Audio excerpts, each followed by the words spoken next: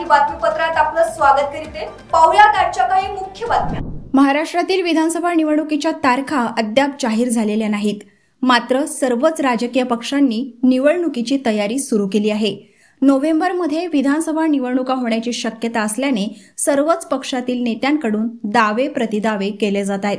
महाविकास आघाडी आणि महायुतीचे जागा वाटप अद्याप जाहीर झालेलं नसलं तरी मुख्यमंत्री पदाबाबत पक्षांमध्ये रस्सीखेच सुरू झाली आहे। मात्र भाजप नेते आणि ग्रामविकास मंत्री गिरीश महाजन यांनी देवेंद्र फडणवीसच मुख्यमंत्री पदाचे चेहरे असल्याचं म्हटलं आहे। महाजन यांनी केलेल्या या दाव्यावर आता शिवसेना शिंदे गटानेही भाष्य केलं आहे। आमच्या मनात एकनाथ शिंदे हेच मुख्यमंत्री असल्याचे आमदार संजय शिरसाट यांनी म्हटलं आहे। लोकसभा निवडणुकीनंतर आता विधानसभा निवडणुकीचे वारे वाहू लागले आहे। विधानसभा निवडणुकीसाठी सर्वच राजकीय पक्षांनी कंबर कसली असून राज्यात महायुती विरुद्ध महाविकास आघाडी असाच सामना रंगणार असल्याचे चित्र आहे। सध्या महायुती आणि महाविकास आघाडीत जागा वाटपावरून चर्चा सुरू आहे। त्यातच आता महायुतीत 288 पैकी 168 जागांवर जागा वाटपाचा कोणताही वाद नसल्याची माहिती सूत्रांकडून मिळत आहे। आगामी विधानसभा निवडणुकीच्या पार्श्वभूमीवर महायुतीत 288 पैकी 168 जागांवर जागा वाटपाचा कोणताही वाद नसल्याची माहिती मिळत असून 168 मतदारसंघात महायुतीतील मित्र पक्षांपैकी एकाच पक्षाने त्या जागेवर दावा केल्याने या 168 जागेवरच जागा वाटपाचा तिढा सुटला आहे। यातील बहुतांश जागा सिटिंग गेटिंग फॉर्म्युल्यामुळे निकाली निघाल्याची माहिती सूत्रांकडून मिळत आहे। राज्यात एकीकडे मराठा आरक्षण आंदोलक मनोज जरांगे सगळे सोयऱ्यांसह सरसकट मराठा आरक्षणाच्या मागणीसाठी अंतरवली सराटी येथे उपोषण करत आहेत। हे उपोषण सुरू असतानाच मनोज जरांगेंच्या भावानं अचानक मुख्यमंत्री एकनाथ शिंदेंची भेट घेतल्याचं दिसून आलंय। मनोज जरांगेंचं उपोषण सुरू असतानाच त्यांच्या भावानेही उपोषणाचं हत्यार उपसल्याचं दिसून आलं। 17 सप्टेंबर रोजी मराठवाडा मुक्ती संग्राम दिनाच्या दिवशी छत्रपती संभाजीनगर येथे शेतकऱ्यांना हाताशी धरत ही भेट त्यांनी घेतल्यानं आता या प्रकरणात काय उलथापालथ होणार अशी चर्चा रंगली आहे। आगामी विधानसभा निवडणुकीच्या पार्श्वभूमीवर राज्यात स्थापन करण्यात येणाऱ्या तिसऱ्या आघाडीमध्ये वंचित बहुजन आघाडीचे नेते प्रकाश आंबेडकर आणि मराठा आंदोलक मनोज जरांगे पाटील यांना देखील घेण्याचा प्रयत्न असल्याची माहिती शेतकरी नेते राजू शेट्टी यांनी दिली। राजू शेट्टी यांनी बैठकीआधी आश्वासक आघाडी देण्याचे संकेत दिलेले आहेत। देशाच्या राजकारणात सध्या काँग्रेस आणि भाजपा यांच्यात लेटर वॉर सुरू झालाय। राहुल गांधी यांनी आरक्षणावरून केलेल्या विधानावरून भाजपा नेते आक्रमक झाले। त्यानंतर राहुल गांधींच्या टीकेवरून काँग्रेस अध्यक्ष मल्लिकार्जुन खरगे यांनी थेट पंतप्रधान नरेंद्र मोदींना पत्र पाठवून प्रश्नांचा भडीमार केला। आता खरगे यांच्या पत्रावर भाजपा अध्यक्ष JP नड्डा यांनी प्रत्युत्तर देत पत्र पाठवलं आहे। नड्डा यांनी त्यांच्या पत्रात म्हटलंय की राहुल गांधी यांनी वारंवार पंतप्रधान नरेंद्र मोदींचा अपमान केला। तितकंच नाही तर सोनिया गांधी यांनी मोदींसाठी मौत का सौदागर या शब्दाचा वापर केला। काँग्रेस नेत्यांनी मागील 10 वर्षात पंतप्रधान मोदींना 110हून अधिक शिव्या दिल्या। ज्या व्यक्तीचा इतिहास देशातील पंतप्रधानांसह पूर्ण OBC समुदायाला चोर म्हणून संबोधण्याचा आहे, पंतप्रधानांसाठी अत्यंत आक्षेपार्ह शब्दांचा वापर करण्याचा आहे, ज्याने संसदेत पंतप्रधानांना काठीने मारण्याची भाषा केली, त्यांच्या मानसिकतेबाबत देशाला माहिती आहे, अशा राहुल गांधींना योग्य ठरवण्याचा प्रयत्न तुम्ही कोणत्या मजबुरीतून करत आहात असा सवाल त्यांनी उपस्थित केला। अंधेरी पश्चिमेकडील लोखंडवाला परिसरात सेकंड क्रॉस लेनमध्ये 2 बंगल्यांना भीषण आग लागल्याची प्राथमिक माहिती समोर आली आहे। दोन्ही बंगले आगीत जळून खाक झाल्याचं सांगण्यात येत आहे।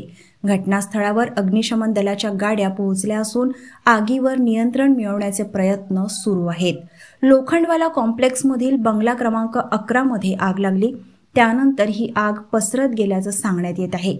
बंगल्यात कुणीही राहत नव्हतं, त्यामुळे जीवितहानीचा धोका टळल्याची प्राथमिक माहिती आहे। आगीचं कारण अद्याप कळू शकलेलं नाही। घटनास्थळावर अग्निशमन दलासोबतच रुग्णवाहिका, अदानी इलेक्ट्रिक, महापालिकेचे अधिकारी पोहोचले आहेत। विधानसभेच्या निवडणुकीच्या पार्श्वभूमीवर आता राजकीय घडामोडींना वेग आला आहे।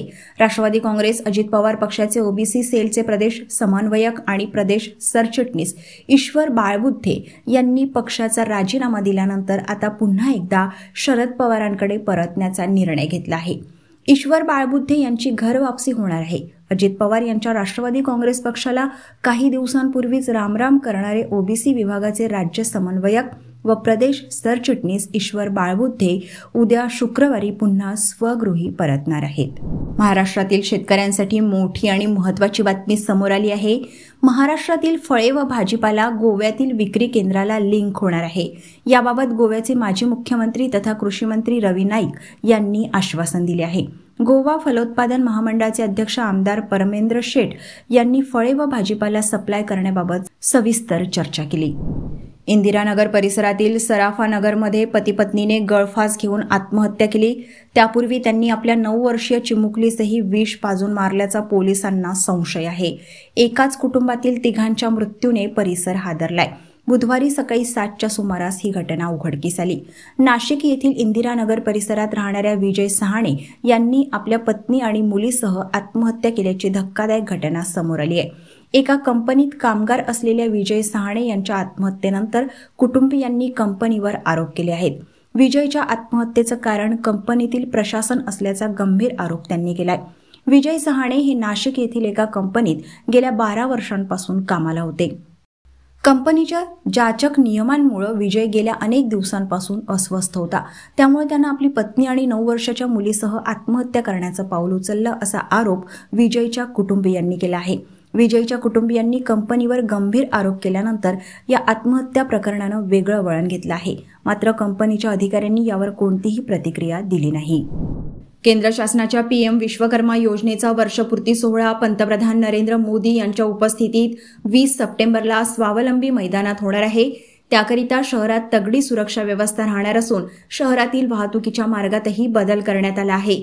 तसेच वाहनतळांचीही निश्चिती करण्यात आली आहे. याबाबत नागरिकांनी सहकार्य करावे असे आवाहन पोलीस अधीक्षक अनुराग जैन यांनी केले आहे. या कार्यक्रमास जिल्ह्यातील तसेच जिल्ह्याबाहेरील नागरिक मोठ्या प्रमाणावर येण्याची शक्यता आहे. त्यामुळे 20 सप्टेंबर रोजी सकाळी 6 ते रात्री 9 वाजेपर्यंत वाहतूक व रहदारीचा प्रश्न निर्माण होऊ नये, तसेच कायदा व सुव्यवस्था अबाधित राहावी म्हणून सभास्थळाकडे जाणारा रहदारीचा मार्ग सर्व प्रकारच्या वाहनांसाठी तसेच पार्किंग स्थळाकडे जाणारा मार्ग कार्यक्रमाकरिता येणाऱ्या वाहनांव्यतिरिक्त इतर सर्व प्रकारच्या वाहनांकरिता रहदारी मार्गात बदल करण्यात आला आहे. जड वाहनांना शहरामध्ये प्रवेशबंदी केली आहे. रुग्णवाहिका, अग्निशमन वाहने व अतिमहत्त्वाच्या सेवा देणाऱ्या वाहनांना यामधून सूट देण्यात आली आहे अशी माहिती पोलीस अधीक्षकांनी दिली. श्रीनगरच्या शेर-ए-काश्मीर स्टेडियममध्ये पंतप्रधान नरेंद्र मोदी म्हणाले, आम्ही देशाच्या संसदेत म्हटले आहे की आम्ही जम्मू काश्मीरला पुन्हा राज्याचा दर्जा देऊ. हे भाजपच पूर्ण करेल. त्यामुळे 25 सप्टेंबर रोजी मतदानाचे सर्व विक्रम मोडीत काढावेत असे माझे आवाहन आहे. याआधी नॅशनल कॉन्फरन्स, पीडीपी आणि काँग्रेसबद्दल ते म्हणाले, या तिन्ही कुटुंबांनी आपले राजकीय दुकान चालवण्यासाठी अनेक दशकांपासून खोऱ्यात द्वेषाचा माल विकला आहे. यामुळे येथील तरुणांची प्रगती होऊ शकली नाही.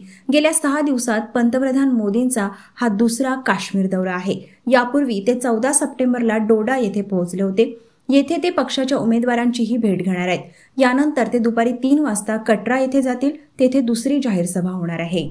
अजित पवार पक्षाचे नेते भाजप नेत्यांची दिल्लीत तक्रार करणार असल्याची माहिती सूत्रांकडून मिळत आहे. प्रफुल्ल पटेल, सुनील तटकरे थेट दिल्लीतील नेत्यांसोबत याबाबत बोलणार असल्याचं समजत आहे.